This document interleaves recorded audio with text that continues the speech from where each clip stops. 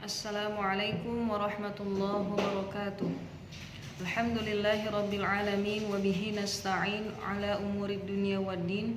Assalatu wassalamu ala sayyidina Muhammadin wa ala alihi wa sahbihi ajma'in, amma ba'du. Faqad qala Allah ta'ala fil Qur'anil Karim wa huwa asdaqul qailin. A'udzu billahi minasy syaithanir rajim. Bismillahirrahmanirrahim. Qalu subhanaka la ilma lana illa ma 'allamtana innaka antal alimul hakim. Al-ayah. Shadaqallahul azim. Wa qala Nabiy sallallahu alaihi wasallam fi haditsih an Abi Hurairah radhiyallahu anhu qala Rasulullah sallallahu alaihi wasallam innama bu'ithu liutammima makarimal akhlaq. Al-hadits rawahul Baihaqi. Para santri Baitul Quran yang dirahmati Allah, alhamdulillah kembali lagi bersama saya Lelianti dalam mata pelajaran akhlak dengan menggunakan kitab Akhlakun Nabi wa Adabuh karya Abu Syekh. Baik, dalam pertemuan kali ini yakni pertemuan ke-26, kita akan masuk ke chapter yang baru yakni Dzikru Khufi sallallahu alaihi wasallam dan Dzikruna alihi sallallahu alaihi wasallam. Jadi mengenai sepatu dan sendal yang dikenakan oleh Rasulullah Shallallahu Alaihi Wasallam, apakah beliau mengenakan sendal yang berbahan dasar sama dengan sendal yang dipakai oleh kita pada zaman sekarang, dan apakah bentuknya sama juga? Oleh karena itu, untuk menjawab itu semua, mari kita baca kitab Akhlakun Nabi wa Adabuh karya Abu Syekh. Langsung saja kita baca. Namun sebelumnya mari kita buka pertemuan kali ini dengan membaca surah Al-Fatihah.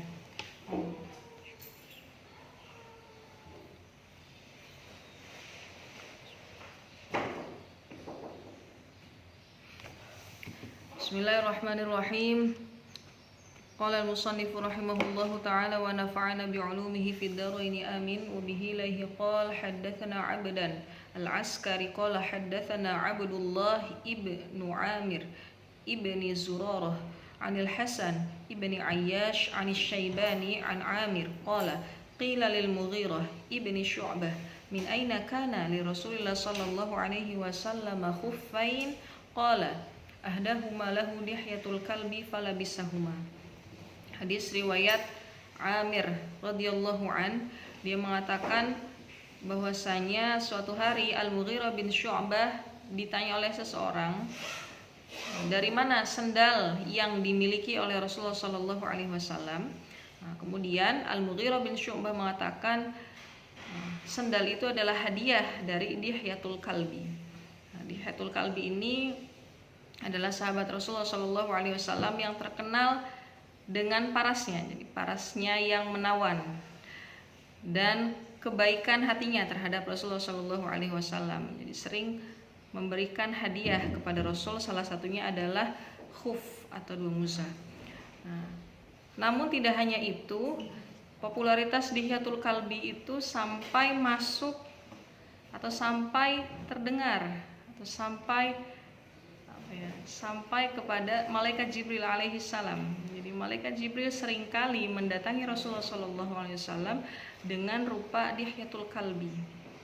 Oleh karena itu ada ulama yang memuji bahwasanya orang yang paling tampan adalah orang yang mana malaikat Jibril datang menemui Rasul dengan rupanya, yaitu Dihyatul Kalbi.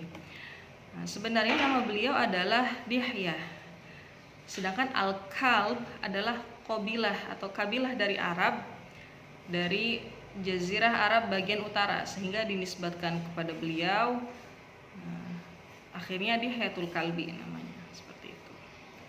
Itu ya.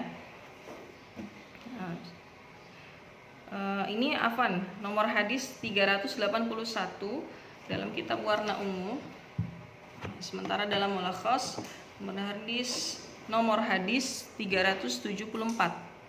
Baik, hadis berikutnya Dzikruna alihi sallallahu alaihi wasallam, hadis nomor 385 dalam kitab Warna Ungu dan nomor 378 dalam Mulakhas.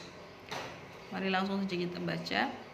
Wa bihi lahi qala haddatsana Abdan qala haddatsana Hudbah qala haddatsana Hammam wa qala haddatsana Ishaq ibnu Ahmad qala haddatsana Muhammad ibnu Abdullah ibni Ismail al-Baghdadi qala haddatsana Affan qala haddatsana Hammam an Qatadah an Anas qala kana na'lu Rasulillah sallallahu alaihi wasallam lahu qibalani. Hadis riwayat Anas bin Malik.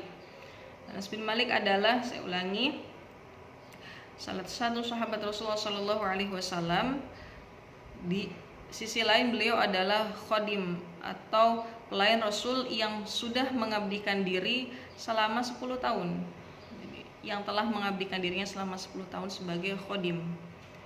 Nah, kemudian oleh karena itu wajar apabila Anas bin Malik seringkali meriwayatkan hadis yang berkaitan dengan rumah tangga, termasuk maksudnya tentang keseharian Rasulullah Shallallahu Alaihi Wasallam, termasuk sendal di sini.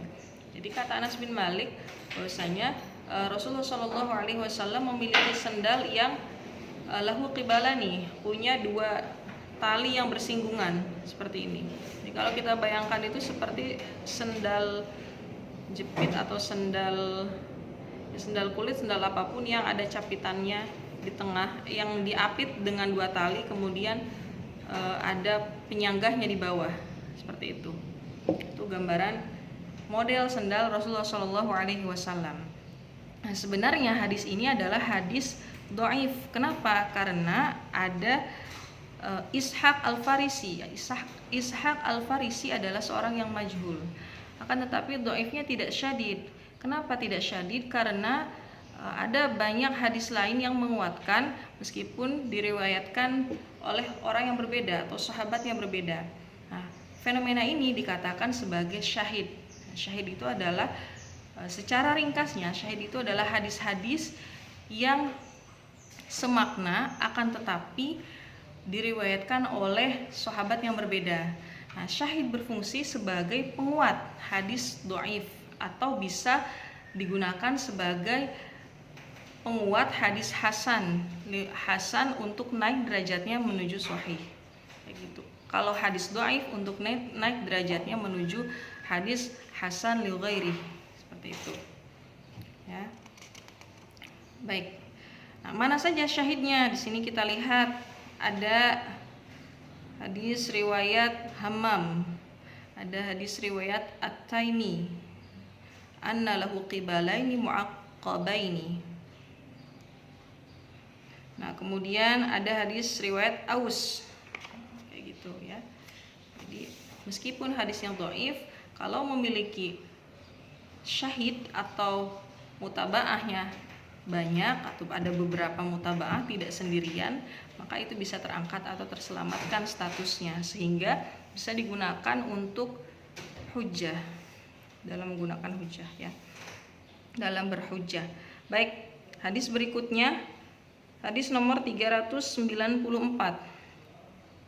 Wa bihi lahi qala haddatsana al-Fadl ibnu Abbas qala haddatsana Yahya ibnu Abdillah ibni Bakir qala haddatsana Malik an Sa'id al-Maqburi an Ubaid ibni Jurayj annahu qala li Abdillah ibni Umar ra'aituka talbasun ni'al as-sabatiyah qala ra'aitu Rasulullah sallallahu alaihi wasallam yalbasun ni'al as-sabatiyah allati laysa fiha sya'run wa yatawaddau fiha fa ana uhibbu an albasaha.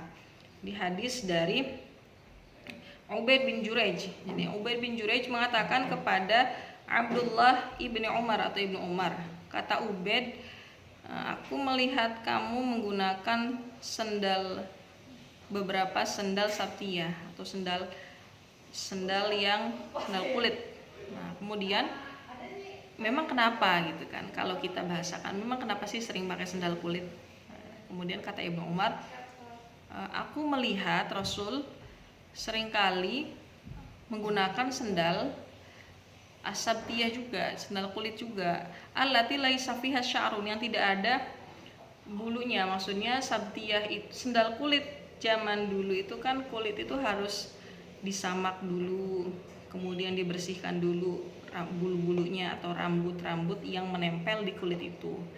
Nah, jadi kata Ibnu Umar, Jadi sendal kulit yang dikenakan oleh Rasul itu sendal kulit yang bersih, yang tidak ada rambutnya lagi. Aku senang sehingga aku juga ingin meniru beliau, kayak gitu. Nah, beliau juga berwudu menggunakan sendal sabatiyah itu. Itu baik. Itu ya.